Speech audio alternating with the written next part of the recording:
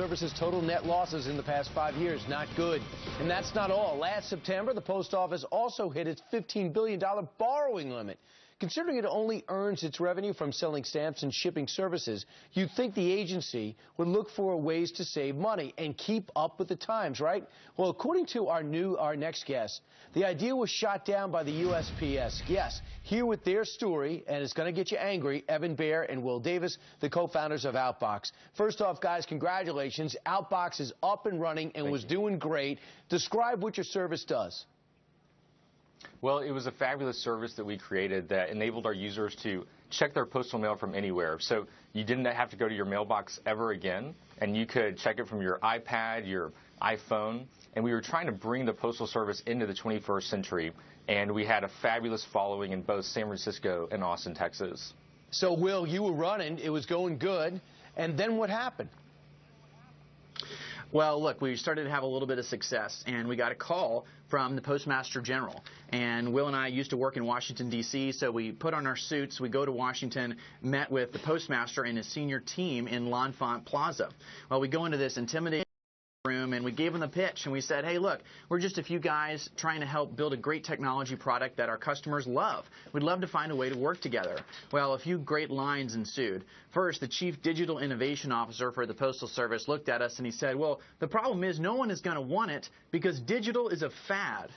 Well, that was a doozy, but the next one was even better. The Postmaster looks at us and he says, well, here's the misunderstanding. Those aren't our customers. I'm like, what do you mean? He says, well, my customers are a few hundred volume mailers. And my product to those customers is the guaranteed delivery of their junk mail onto the kitchen tables of Americans. Not exactly what we thought we'd hear. So instead of saving money and building revenue, they feel an allegiance to junk mailers who actually pay nothing to go into the postal system. Now, Evan, you were astounded by having said that. So your goal was to win them over. As ridiculous as those comments are, win them over. How did that go?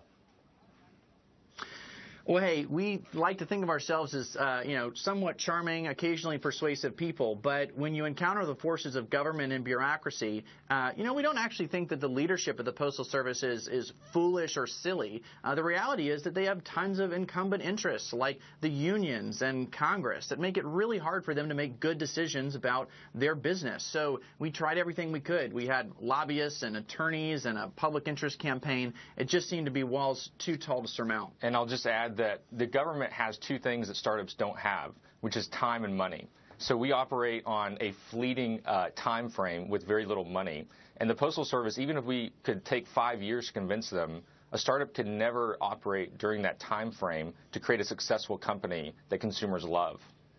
You know what I found amazing is that the post office is on life support. Even the biggest advocate of the post office knows it needs these emergency borrowing loans and green lights in order to keep going, keeping people employed. They should be embracing people like you with ideas like yours. Yeah, well, that was our hope, honestly, and really our passion and real calling is to go out and create a great private business that creates a good or service that really delights our customers. And we think that when more people like us do that, us and dozens of others, that our society and country will really be on a great path. All right. Listen, we reached out to the post office, have not heard back. Guys, thanks a lot. Hopefully you could show some stats of how well it was working and make some legislatures get on your side and force the post office into the 21st century. We appreciate it. Thanks for having us on, Brian. Evan Baer, Will Davis.